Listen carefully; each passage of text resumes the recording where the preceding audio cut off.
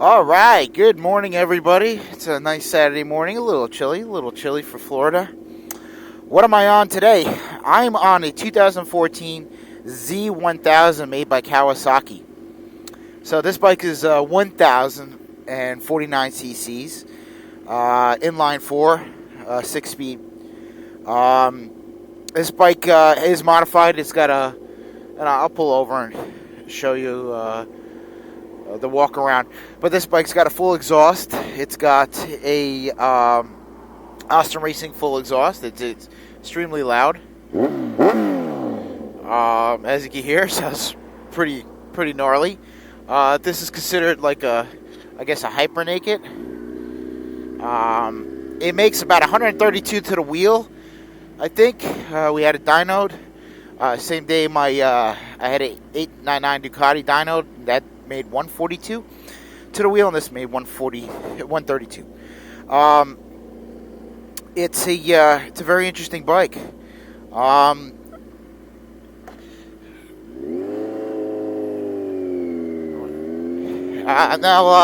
let me tell you all the good stuff about it, and then I'll get into some of the stuff that's not so good about this bike. Ooh. What's going on here?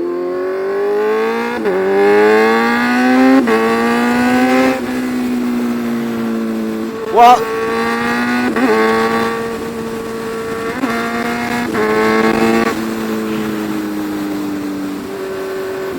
alright, so it's got a lot of punch down low. It's geared a little low. Actually, it had so much punch, we actually put one more gear higher on the front sprocket, just so it just wouldn't wheelie everywhere. But on the stock gearing with these modifications, it was nasty. That's a 6-gear roll-on. I would say the roll-on power is kind of in 6 gears, kind of similar to the Triumph 1200 RR I wrote in another video. So that's interesting because that's a 177 bike, and we know this one makes 132 to the wheel. So yeah, a lot of usable torque, and I guess the gearing is very tight. The brakes on these are pretty decent. They definitely feel good, and they stop pretty good. The riding position, of course, is sit up and beg. Not something I'm used to, mostly riding super bikes. Honestly, this thing handles like crap. It's probably got the worst chassis of any bike I've ever ridden in my life, to being honest. I also rode kind of another friend's Kawasaki what was it? Not a Z1000, Ninja 1000 that has the same chassis and swing arm, and I think even the same engine.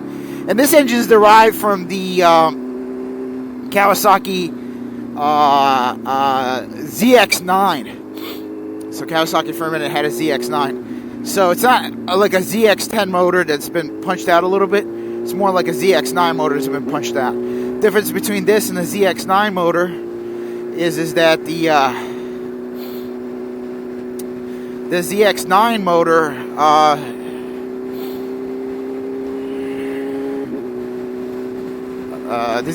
motor doesn't have a cassette gearbox.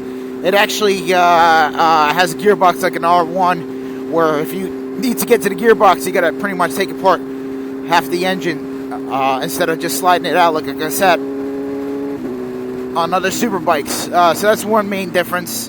Of course, it doesn't rev that high, like 11,000 RPM, it seems like.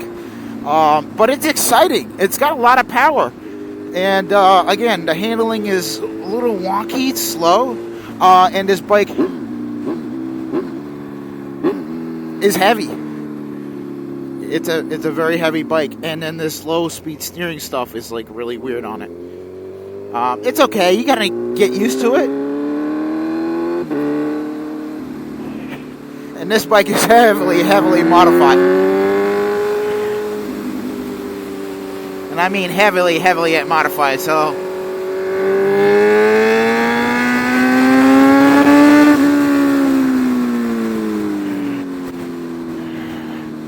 good brakes. It's heavily modified. So trying to get some heat in the tires here.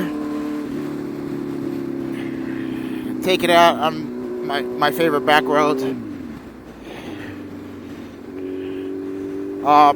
It's an interesting bike. They're extremely rare. They only built them for like 2 years. And this iteration of it, I think 14, 15 is the only 2 years they built them. Maybe 60.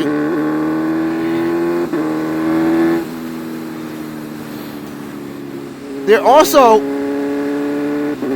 if you're considering buying one of these, they have a problem with fourth gear. So the dogs that shift the bike in fourth gear wear out, and that's a very expensive fix. Basically an engine out service, which really sucks. This bike does have ABS. Some of the modifications are like the ASV levers, the full exhaust, as I said, the tune, the gearing change, the quick shifter on it is called Heel Tech. Awesome quick shifter. I have it on a 996 Ducati. I've had it on other bikes. I love this quick shifter. We installed it on this bike when my buddy got it. Works really well. And again, 6-gear roll-on. Well, nobody's around.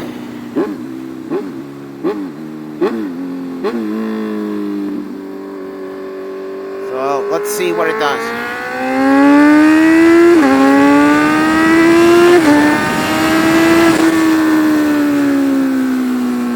It's an exciting bike.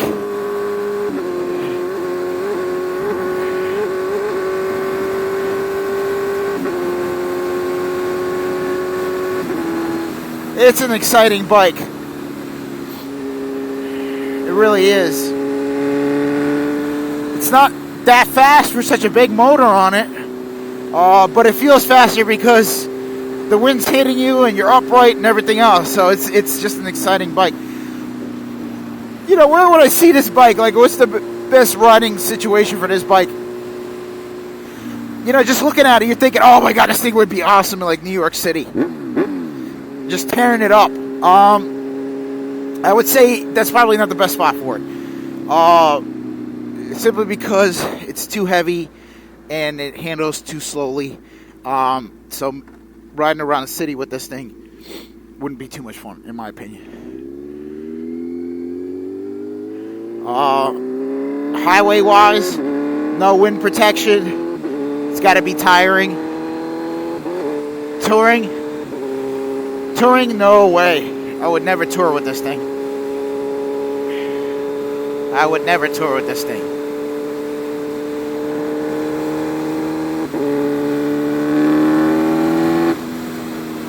I would never tour with this thing. Yeah, so if you're thinking of picking one of these things up, I don't know. I wouldn't buy it. It is a really good-looking bike, but it's not my cup of tea. They're kind of expensive too. They hold value because they're rare, and there's a community of people that just absolutely love these. They're a bit of a cult following. But yeah, let me pull over here and give you an idea of what it looks like. Because it is a strikingly good-looking bike. It is a strikingly good-looking bike.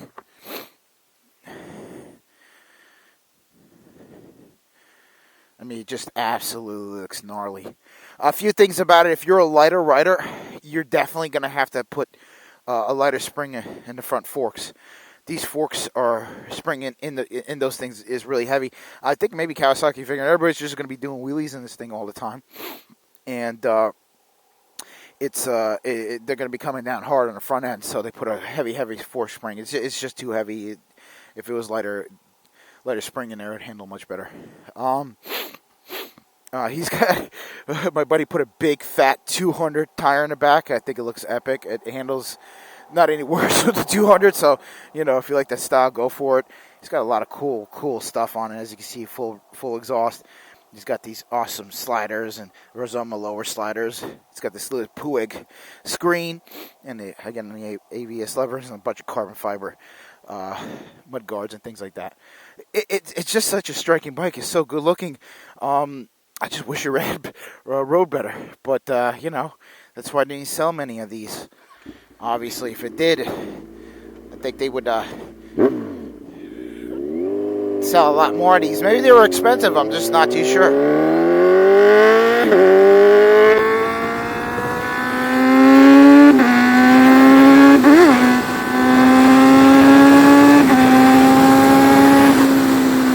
Yeah.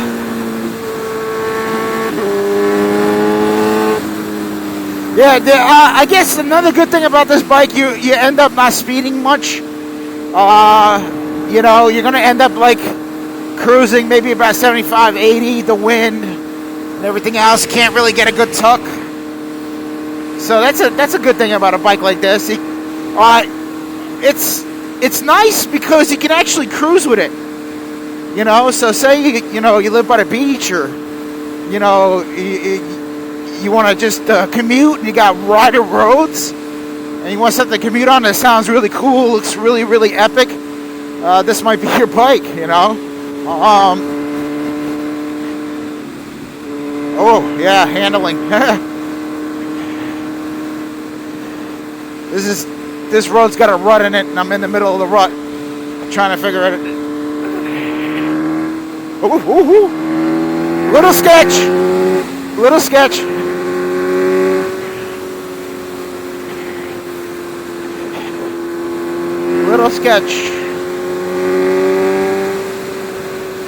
Even though it's sketchy, it's fun to ride fast because it's so sketchy. Yeah. Whoa.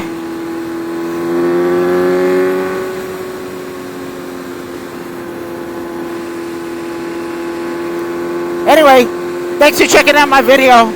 If you have any questions about the Z1000, I might have some answers for you. I'm not too sure. Feel free to leave a comment. And have a great day. Take care, everybody.